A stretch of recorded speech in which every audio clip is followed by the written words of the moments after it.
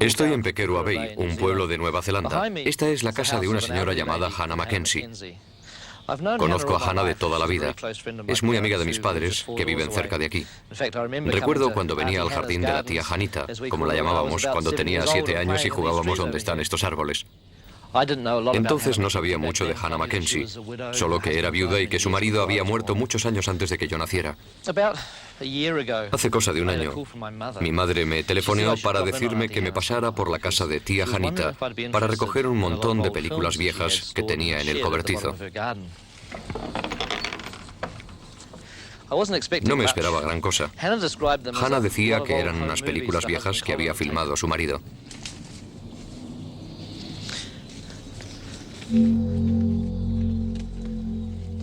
Yo esperaba encontrar películas domésticas. Después las dejaría en la filmoteca de camino a casa y habría terminado. Lo primero que encontré fue un baúl viejo.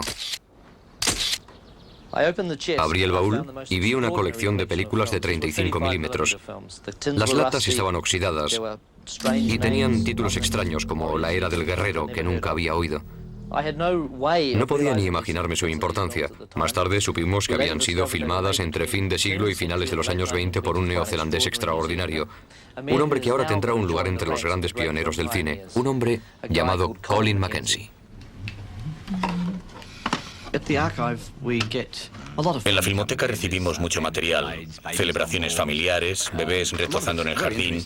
Pueden ser interesantes históricamente por los vestidos, la moda y cosas así, pero la colección de Colin Mackenzie era única.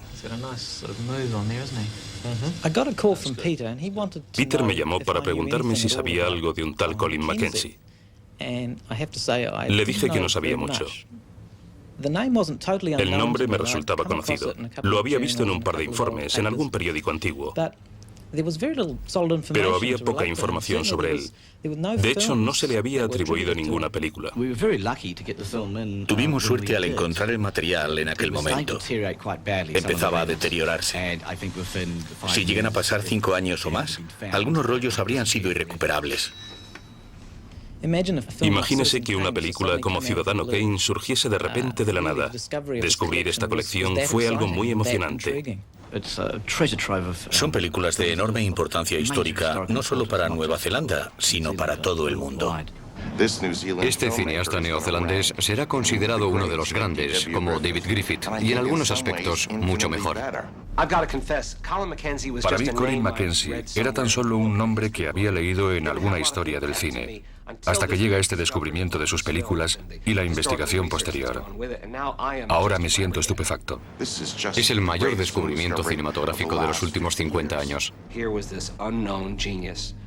Este genio, que murió en el anonimato, es desde ahora uno de los grandes nombres de la historia del cine. La verdadera historia del cine.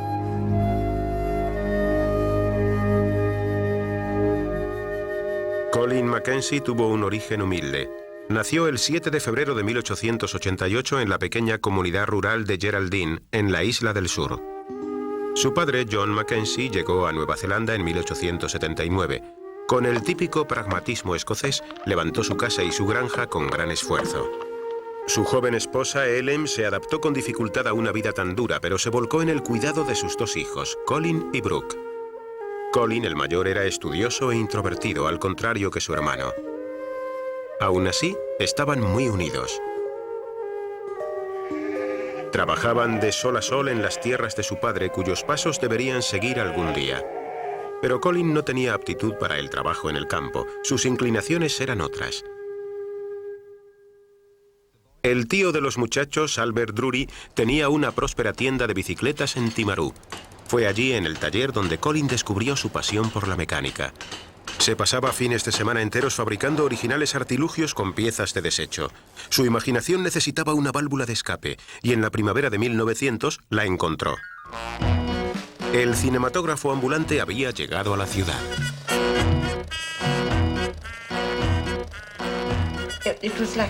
Fue como un rayo de luz entre las nubes, algo que lo cautivó de inmediato.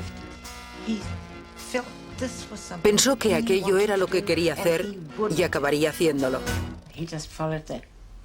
Se dedicó a seguir al cinematógrafo por la comarca y mientras los otros chiquillos se arremolinaban frente a la pantalla para admirar aquellas beldades, los caballos y demás, Colin quedaba atrás observando aquella máquina mágica, el proyector. Lo que más me fascina de sus primeras filmaciones es la tecnología. Hablamos de 1900, 5 años después del nacimiento del cine. No se podía ir a la tienda y comprar una cámara. A los 12 años de edad, Colin construyó su primera cámara cinematográfica.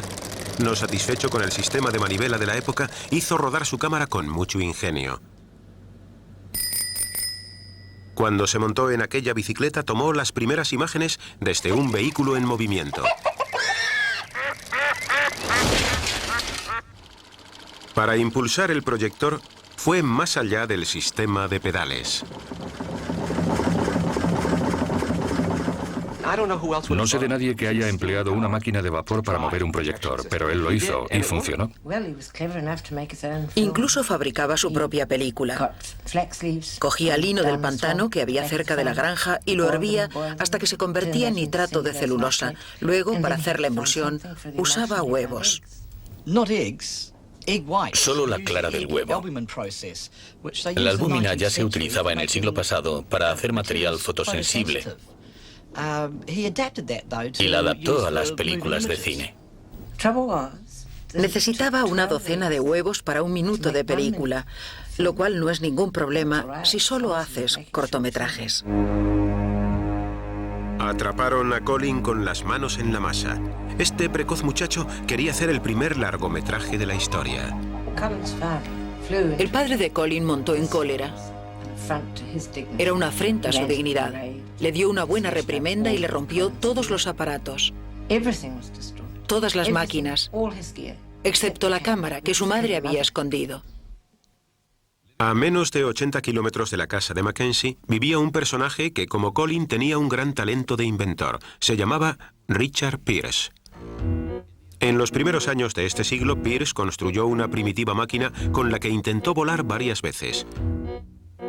Las hazañas de Pierce siempre han sido motivo de rumores y controversias. Algunos autores creen que logró volar antes que los hermanos Wright, pero no se han encontrado pruebas fidedignas que demuestren siquiera que hubiera logrado despegar. Hasta ahora. Entre las filmaciones de Colin Mackenzie se halló un extraordinario documento cinematográfico. En sus pantallas tienen por primera vez una filmación que está siendo examinada actualmente por el Instituto Smithsoniano de Estados Unidos, un fragmento de celuloide que alterará las páginas de la historia de la aviación. Minutos antes del despegue, Colin situó su cámara sobre un carro y esperó.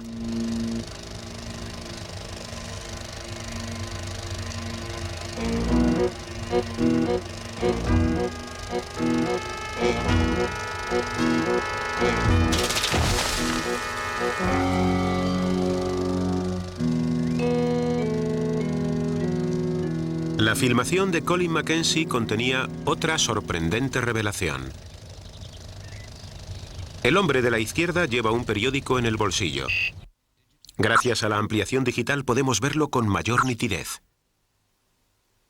El histórico vuelo de los hermanos Wright en Kitty Hawk se realizó el 17 de diciembre de 1903.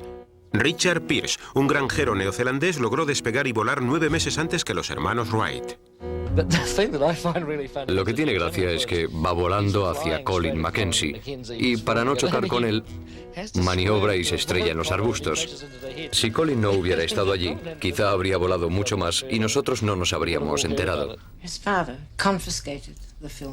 Su padre le quitó la película y le prohibió volver a hacer nada relacionado con aquello del cine.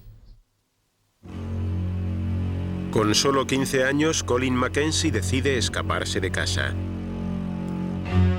Nueva Zelanda era un próspero dominio británico. Hasta los más pobres de la sociedad disfrutaban de su ocio y a la mayoría le gustaba ir a ver películas. Había grandes oportunidades para jóvenes entusiastas como Colin. En 1905, Brooks se unió a él para formar la empresa cinematográfica de los hermanos Mackenzie. Gracias a las filmaciones de celebraciones y bodas comenzaron a amasar una pequeña fortuna, pero los sueños de Colin eran más ambiciosos. Con sus 84 minutos, The Warrior Season debe considerarse como el primer largometraje de la historia, pero es aún más destacable que presenta una innovación técnica revolucionaria. En 1908, después de 3 años de investigación, Colin Mackenzie había perfeccionado un método para grabar sonido sincronizado con sus películas. La historia del cine dice que Al Johnson cantó en 1927 y que en la película En el viejo Arizona se oía el ruido del bacon friándose. Es a finales de los años 20. Y en 1908 tenemos a un Colin Mackenzie que filma una película con peleas, disparos, galopes de caballos. Lo grabó todo, ahí está. Y además grabó los diálogos.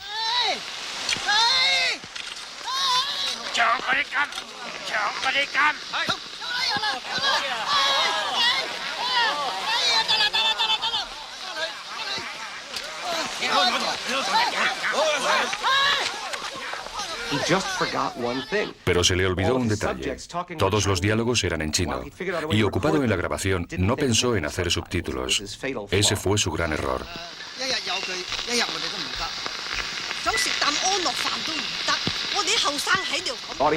El público se marchaba de la sala. No entendían nada. Durante unos minutos se quedaban asombrados, pero como no entendían lo que decían, perdían el interés. Desilusionado y afectado económicamente, Colin abandona para siempre sus experimentos de sonido. Vuelve su atención a las imágenes y comienza a obsesionarse con ellas. A finales de marzo de 1911, Colin logró una emulsión que reaccionaba con las distintas longitudes de onda de la luz y que producía un efecto muy similar al color. Solo había un problema. El ingrediente principal era la Photinia aquaefolium, una baya que solo se encuentra en las islas de Tahití. Los hermanos Mackenzie no tardaron en hacer las maletas. Colin y Brooke hicieron en Tahití un experimento de ingeniería química. Cogieron las bayas, las cocieron y realizaron un complicado proceso en un laboratorio casero construido entre las palmeras. Tardaron 4 meses y medio en fabricar 22 segundos de película. Colin, ansioso, se decide a hacer una prueba. En esta sorprendente filmación, Colin prueba su película ante una colorida escena tropical, pero el plano tan cuidadosamente compuesto se ve interrumpido de repente. Se esfuerza por volver a encuadrar, pero sin éxito. La valiosa película se termina y acaba por salirse. Convencidos de que esta innovación técnica les hará ricos de nuevo, los hermanos regresan a Nueva Zelanda. Rápidamente empiezan a buscar inversores, pero las reacciones fueron muy decepcionantes. El 9 de junio de 1912 comparecieron ante el juez McRobbie en el tribunal de Dundee. Colin y Brooke fueron acusados de exhibir material obsceno. Un jurado compuesto por hombres deliberó durante 37 horas y pidió repetidos visionados de la película antes de emitir el veredicto de culpabilidad. Colin y Brooke fueron condenados a 6 meses de cárcel y trabajos forzados. Cuando salieron libres, los hermanos regresaron junto a su madre en el oprobio. Fue una época de transición para Colin. Hasta entonces se había sentido más atraído por los aspectos técnicos, por la fabricación de cámaras, por el sonido, el color. Pero ahora, creo que por primera vez, empieza a pensar en el arte del cine. Quiere enviar con imágenes un mensaje al público y acude a la mayor fuente de mensajes. Colin estaba fascinado por una historia bíblica en concreto. Pronto anuncia su intención de rodar una película de 20 minutos sobre Salomé y San Juan Bautista.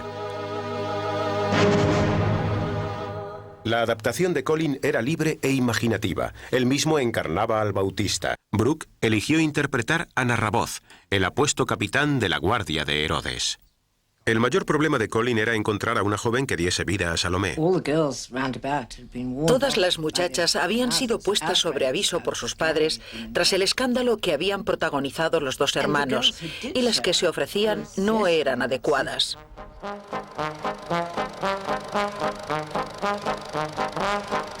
Y entonces vio a Maybelle.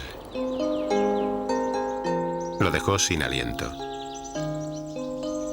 Antes de percatarse de qué estaba pasando, Colin ya se había enamorado. Pero no le contó a nadie lo que sentía.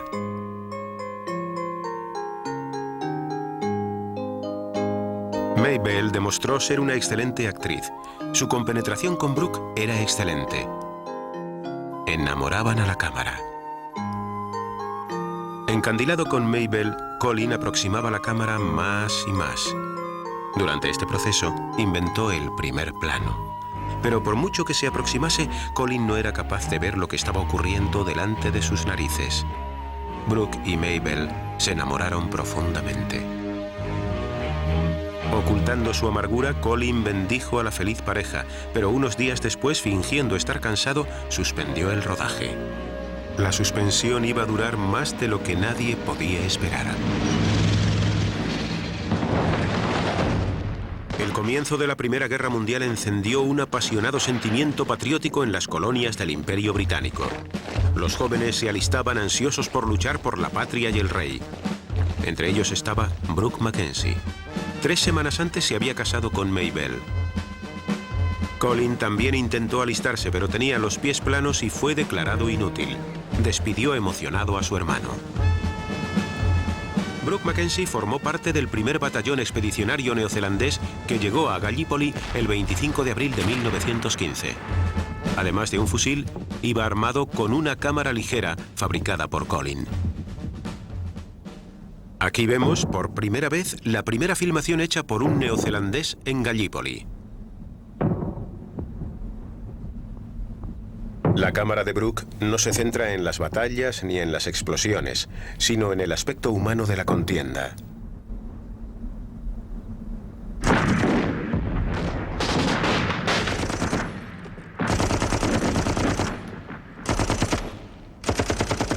El 11 de junio de 1915, Brooke Mackenzie es alcanzado por un francotirador en el puerto de Queen. Fue llevado a lomos de mulo hasta el puesto de intendencia en la playa, donde murió a consecuencia de las heridas.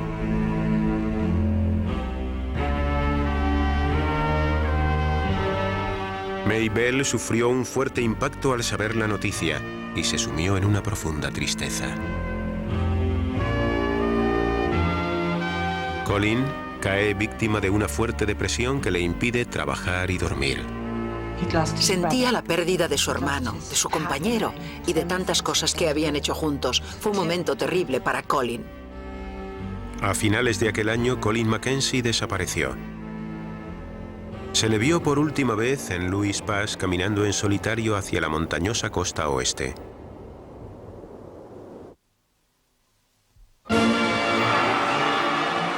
A las 11 horas del 11º día del 11º mes de 1918 termina la Primera Guerra Mundial.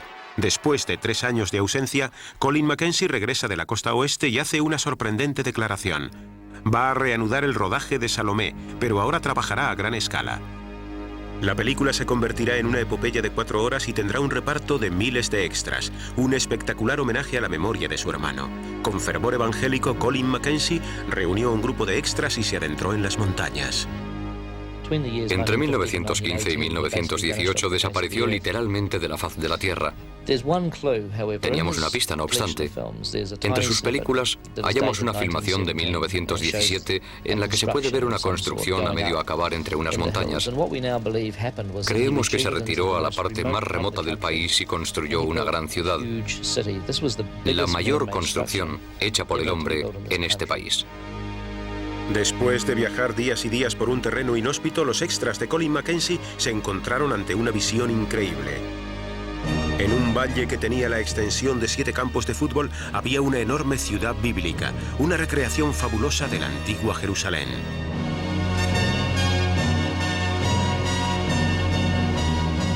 Se trataba del decorado de la mayor película filmada jamás en Nueva Zelanda. A principios de 1994 se tomó la decisión de emprender la búsqueda de la ciudad perdida de Colin Mackenzie. That could mean that it's in an area where the vegetation kind of grows quickly, a damp sort of area, because, what better way to hide a place like this than for the jungle and for the bush to grow back over it? Yeah, and it's likely to be in quite a sort of narrow valley. Decidieron iniciar la búsqueda en un valle apartado situado a 3 días de camino de Hokitika.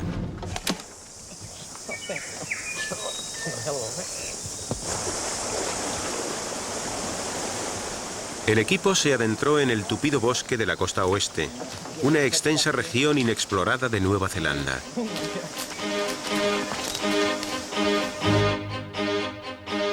El 22 de febrero de 1919 comenzó el rodaje de la nueva versión de Salomé. Colin estaba preparado para afrontar la gran tarea que le esperaba. Tenía cada detalle de la película en su cabeza, con una clarividencia que no había sentido hasta entonces. May Bell retomó su papel de Salomé, convirtiendo su tristeza en una energía creativa que produjo la mejor interpretación de su vida. Pero después de 5 días de frenético rodaje se detuvo la producción. Colin Mackenzie se había quedado sin dinero. Los extras descontentos regresaron a sus casas. Colin prometió reanudar la película tan pronto como encontrase una forma de financiarla. Paradójicamente, el dinero que necesitaba iba a surgir de un extraño acuerdo. La primera vez que oí hablar de Colin Mackenzie fue en los estudios de cine. Yo conocí a un señor mayor llamado Stan Wilson que trabajaba en el laboratorio. Se decía que el pobre Stan estaba un poco afectado por los productos químicos que se usaban antes en los laboratorios. Él era el último superviviente de esos técnicos. Pero era una delicia charlar con él con un té delante. Cuando te contaba los inicios del cine en Nueva Zelanda, a veces hablaba de un tal Colin Mackenzie que ninguno de nosotros conocía. Stan Wilson procedía de una rica familia de tenderos. Era un payaso que soñaba con hacerse famoso en el cine mudo. En 1921 le pidió a Colin que filmase uno de sus números. Estaría dispuesto a pagarle.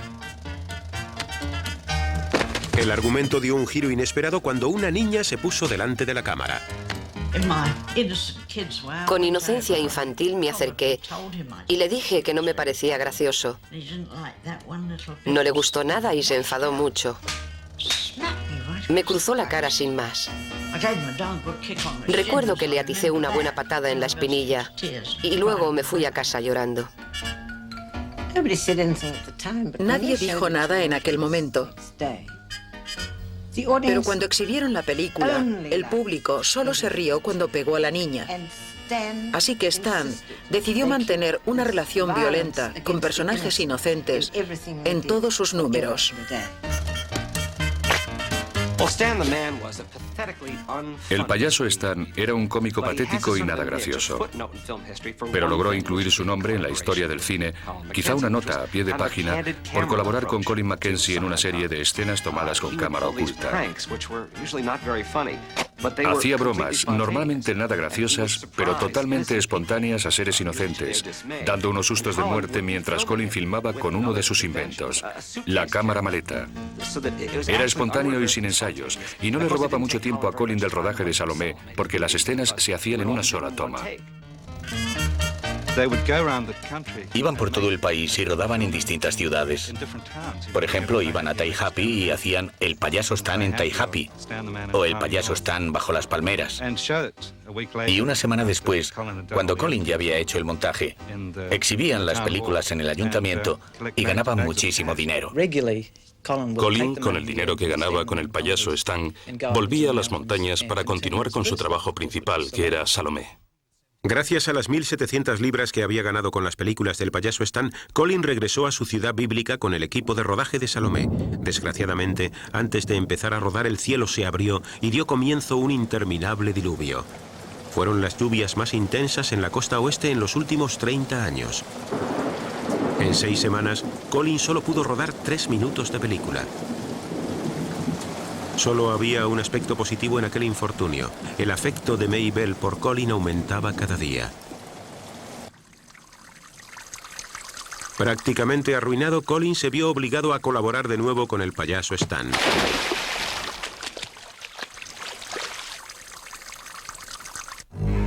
Al verano siguiente reanudó el rodaje de Salomé. Fue el verano más caluroso de los últimos 30 años. Docenas de extras sufrieron lipotimias. Y empezaron a pedir más dinero, pero no había más. Colin Mackenzie tuvo que regresar una vez más a las películas del payaso Stan.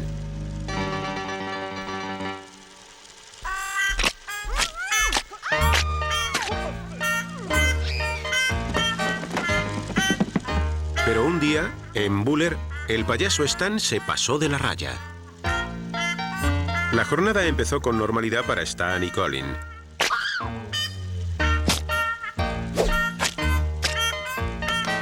Al mediodía Stan había hecho un montón de bromas, pero a las 15:30 horas el payaso Stan Wilson iba a recibir una buena lección.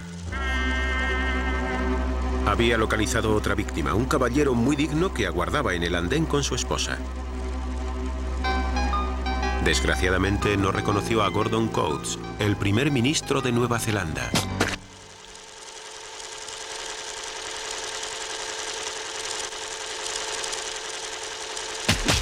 Haciendo gala de una gran sangre fría que le ayudaría mucho en años posteriores, Colin continúa filmando con su cámara maleta.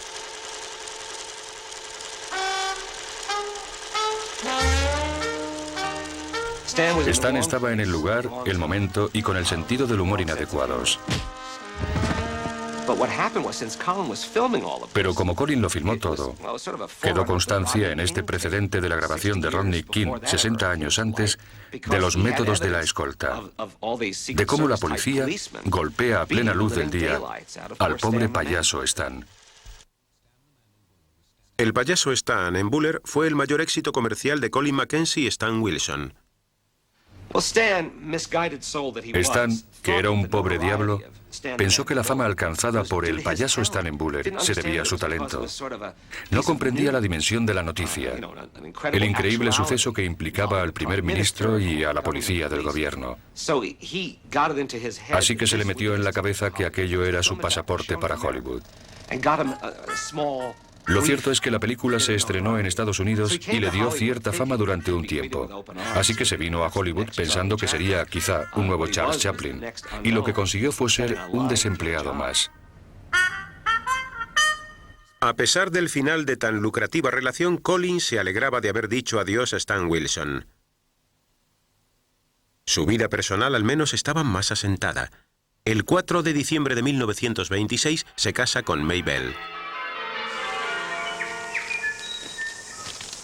Hey, look, at the bottle. What? Bottle. Our bottle? About the right period, look, see? It's got that moulded sort of feel to it. Yeah. The way they made bottles back in those days. Just hold it there. El hallazgo de una botella animó a los buscadores. Un carro carcomido en las cercanías confirmó sus sospechas. Just get a photo of this. Yeah. I get it. Hey, Johnny, what sort of period do you reckon this is? Y aún harían más descubrimientos.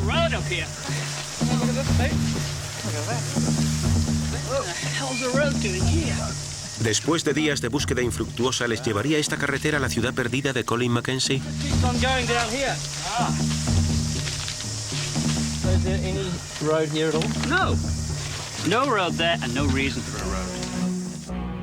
Los esfuerzos de Colin por conseguir fondos para Salomé eran baldíos. Habló con empresarios artísticos y hombres de negocios sin éxito. Al final, el apoyo que necesitaba tan desesperadamente llegaría de Hollywood, de un productor llamado Rex Solomon. Rex Solomon se había hecho millonario rápidamente vendiendo Biblias y objetos religiosos. Era sinceramente devoto y tenía gran interés por la Biblia y la religión. En 1929, el estudio de Solomon, Majestic Lion Pictures, producía una docena de películas al año, todas con argumentos bíblicos. Colin Mackenzie conocía la personalidad del financiero y estaba decidido a hablar con él. Se conocieron casi por casualidad cuando Solomon fue a Nueva Zelanda a pescar. Mackenzie llevaba ya 5 años rodando o intentando rodar Salomé cuando le conoció. Solomon llegó en el momento perfecto, vio lo hecho hasta entonces, se dio cuenta del potencial de la película y decidió producirla. Así que puso sus fondos a disposición de Colin Mackenzie para que concluyera el rodaje. El contrato no se hizo con mucho rigor. Solomon concedió un presupuesto total de 100.000 libras y adelantó la cuarta parte en efectivo. Se contrataron 15.000 extras. Hombres, mujeres y niños de toda la región. Con gran entusiasmo, Colin rodó con sus extras la mayor secuencia de su vida, una espectacular batalla entre las tropas de Herodes y una mezcolanza de fundamentalistas mesiánicos. Solo esta secuencia se engulló el anticipo de 25.000 libras de Solomon. Pero nada detenía a Colin. Al fin y al cabo, Rex Solomon era un hombre rico.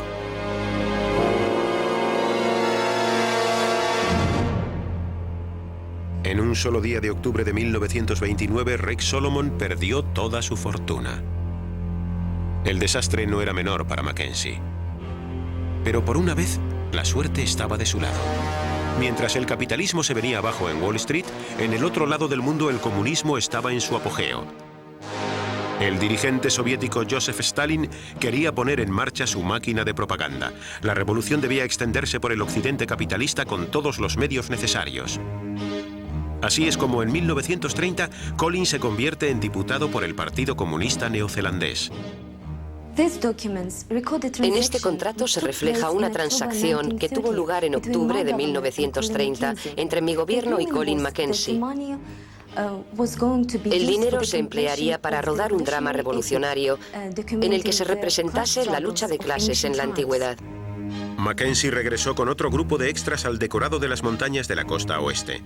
Pero el dinero de los soviéticos tenía sus condiciones. Colin debía retirar cualquier referencia religiosa de este drama bíblico. San Juan Bautista se convirtió así en un disidente socialista, Herodes en un prestamista fascista, mientras que Salomé encarnaba a una prostituta que abandona su mala vida y aprende las técnicas de la negociación colectiva.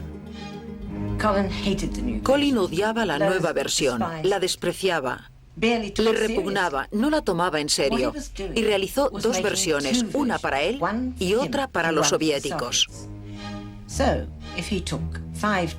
Así que si hacía 5 tomas, una era para los soviéticos. Mientras concluía en Salomé, Colin y Maybelle se enteraron de que estaban esperando su primer hijo, pero no podían suponer lo que iba a ocurrir. A principios de 1931, Colin recibió un telegrama de la empresa Palermo Motion Pictures. Los hermanos Palermo eran unos usureros sin escrúpulos que habían adquirido los bienes de Rex Solomon, incluidas Salomé. Exigieron la entrega inmediata de la película inacabada. Los inversores soviéticos también comenzaron a inquietarse y a amenazar a Colin. Trabajando en condiciones de enorme presión, logró terminar Salomé. Apenas paraban para comer y dormir, y hacía trabajar a su equipo hasta la extenuación. Para empeorar las cosas, los hermanos Palermo llegaron a Nueva Zelanda en busca de Colin.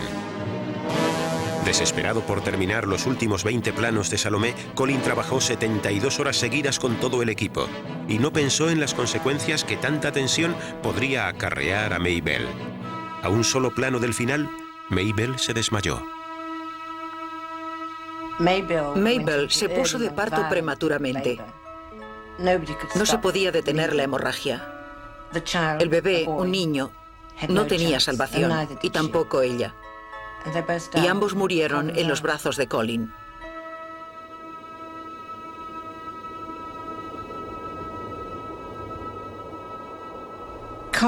Colin se moría de desesperación y remordimiento. Remordimiento por Maybelle y desesperación porque había terminado la película, pero ¿a qué precio? Y además temía que los hermanos Palermo o los soviéticos pudieran reclamarle Salomé. Así que tomó una drástica decisión. Cogió la película, latas y latas, y las enterró después de enterrar a su familia. Tras la muerte de Maybelle, Colin solo tenía una cosa en mente: escapar. El 27 de julio de 1931, Mackenzie zarpa de Nueva Zelanda para no volver nunca.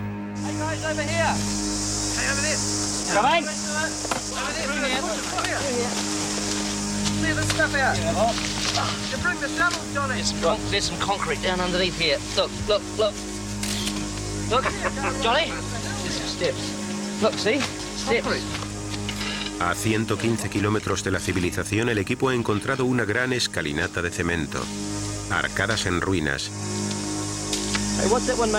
y columnas caídas.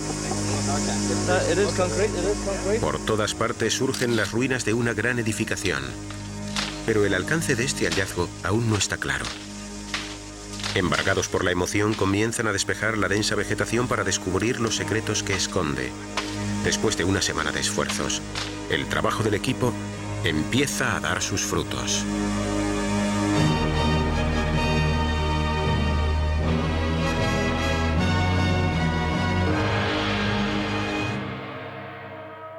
Colin llegó a las costas de Argelia en 1931.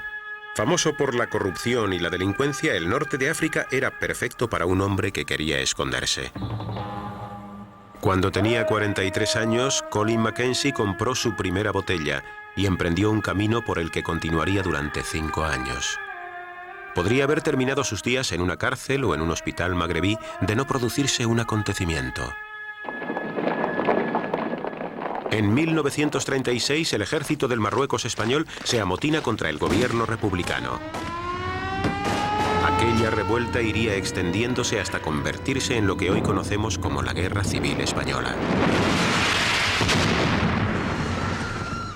Los equipos de reporteros empezaban a llegar. Entre ellos estaba Colin Mackenzie, decidido a recuperar su autoestima. Colin no era el único neozelandés en España. Una joven enfermera de Auckland llamada Hannah Simpson también estaba allí con la Cruz Roja. Colin llegó con una pequeña herida de metralla. Solo necesitaba unos puntos de sutura, pero se quedó allí. Y yo me quedé mirándolo. Lo cuidé. Había algo especial en él. Hablábamos de Nueva Zelanda.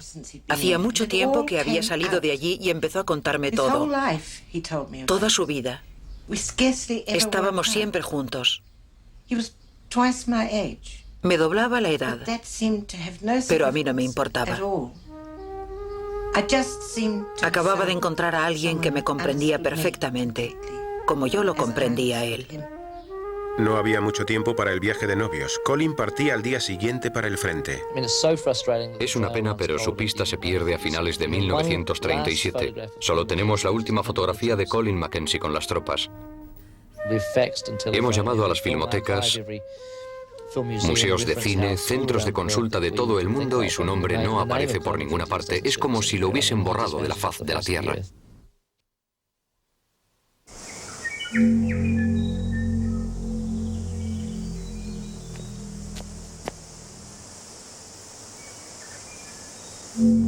La ciudad perdida de Colin Mackenzie había sido liberada de las garras de la selva. El equipo de búsqueda estaba atónito ante la enormidad del proyecto de Colin. Pero aquel yacimiento aún no había desvelado todos sus secretos.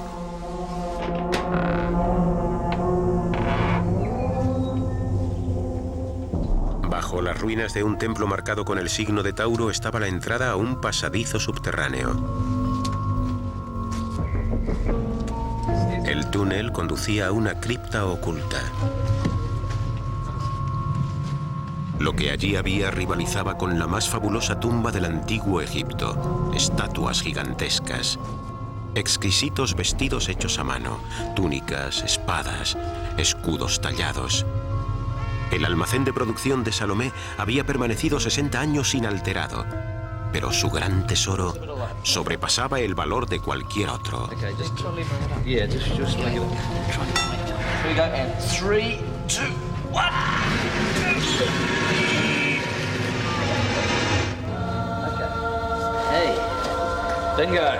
En el sepulcro se ocultaban miles de metros de película revelada en cientos de latas. Todo estaba allí, todas las escenas de Salomé que Colin había rodado. Colin quería terminar Salomé. Tenía tanto miedo de que los Palermo o los soviéticos mutilaran su preciosa película que no era consciente de lo que hacía cuando decidió esconderla. Colin quería exhibir Salomé. Para la restauración de Salomé, se pidió a John O'Shea, decano de los cineastas neozelandeses, que supervisara el trabajo. Interpretar lo que él quería es muy difícil, pero un montador siempre tiene el problema de interpretar los deseos del director. Si estuviera aquí, obviamente nos diría cómo hacerlo. Pero tenemos que hacer un esfuerzo para adivinar lo que él tenía en su mente. Se inició la ardua tarea de restauración del material con el apoyo financiero de la Comisión Cinematográfica Neozelandesa. Pero 3 días antes del estreno del largometraje más extraordinario del cine neozelandés, la historia de Colin Mackenzie aún daría la última sorpresa. Hace 6 meses solicitamos a todas las filmotecas españolas filmaciones de la Guerra Civil que pudieran atribuirse a un cámara llamado Colin Mackenzie. No hemos recibido nada, ni un metro de película, hasta esta mañana.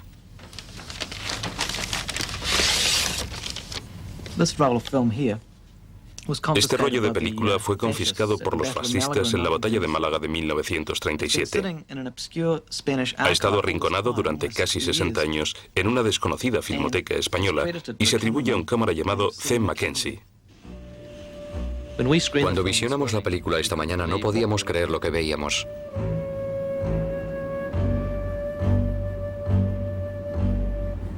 Los minutos pasan a la espera de la orden de ataque. La batalla de Málaga fue una de las más brutales de la guerra.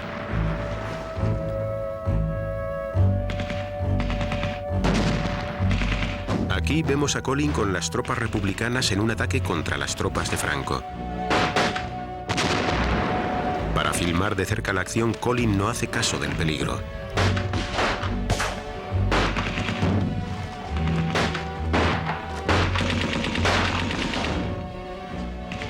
Un soldado cae herido delante de él. Colin deja la cámara en el suelo. Corre a ayudarlo. Tropieza.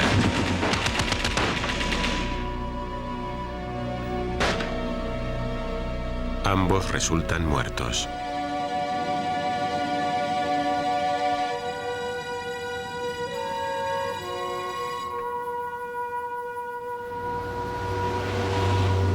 El 3 de septiembre de 1995, la plana mayor del cine y la televisión neozelandeses asistieron a un estreno muy especial.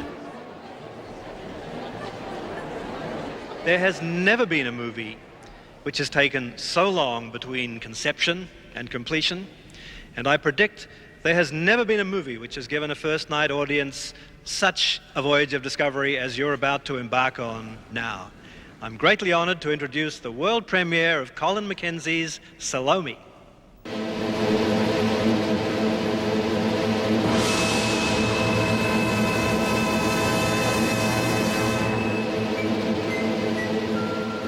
Al empezar la película, un grupo de mujeres y niños espera la muerte.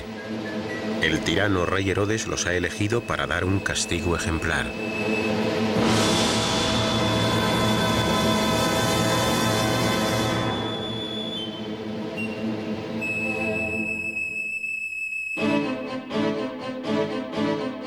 Juan el Bautista denuncia airadamente la matanza.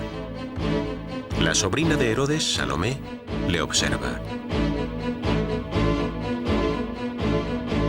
Juan es detenido por su atrevimiento.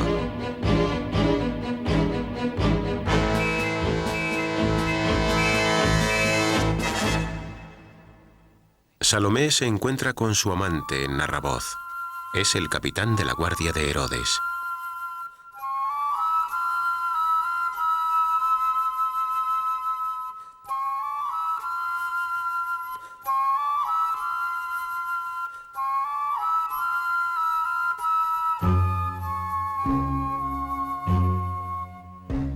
En las mazmorras, Juan continúa predicando contra Herodes y sus malvadas intenciones.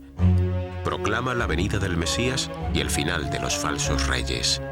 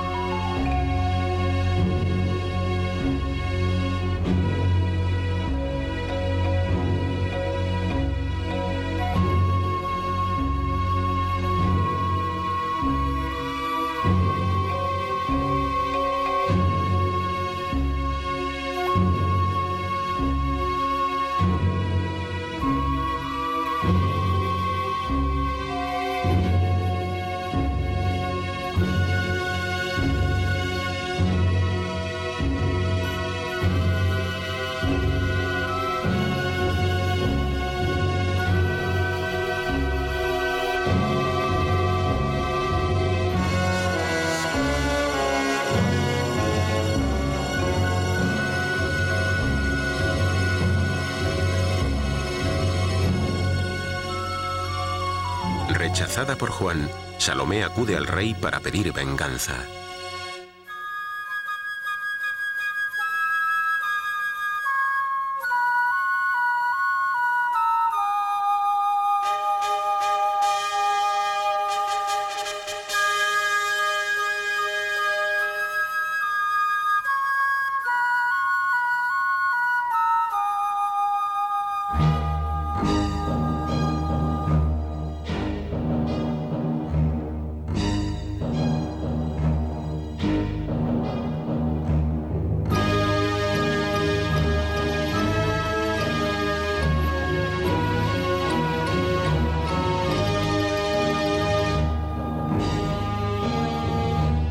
La arenga de Juan alcanza un tono enfervorizado.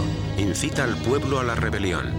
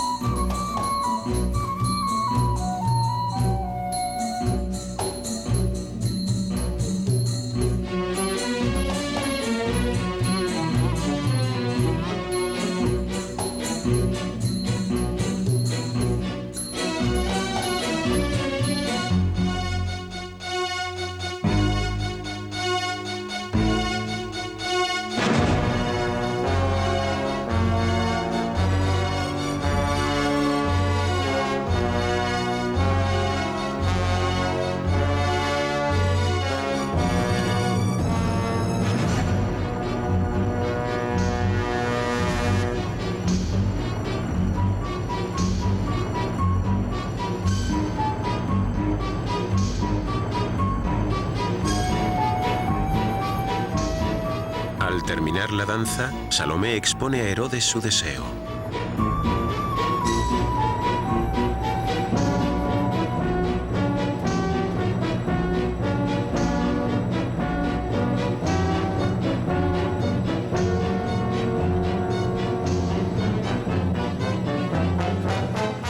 Herodes ha hecho una promesa y debe cumplirla.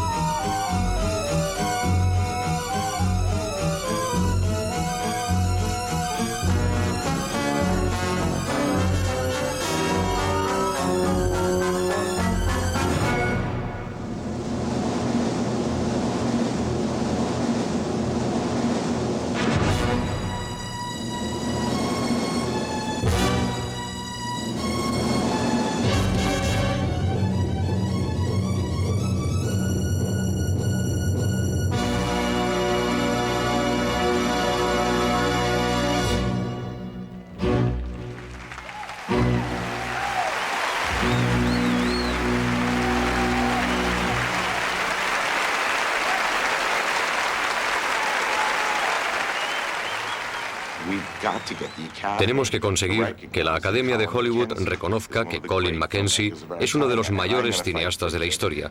Yo voy a luchar por ello. Estaba emocionado. Todos pensábamos que habíamos sido un poco pioneros del cine neozelandés. Pero esto se había hecho 50 años antes de que ninguno de nosotros hubiera pensado en dirigir una película en Nueva Zelanda.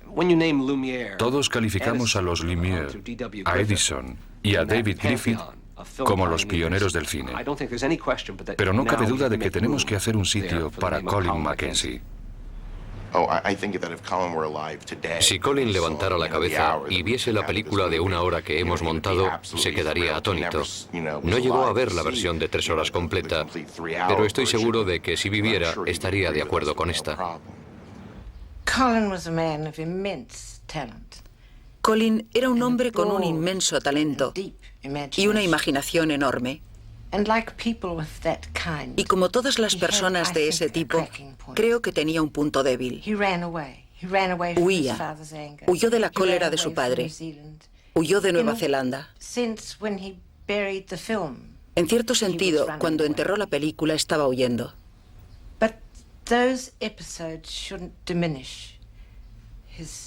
Pero estos episodios no deben mermar el reconocimiento a su talento creativo.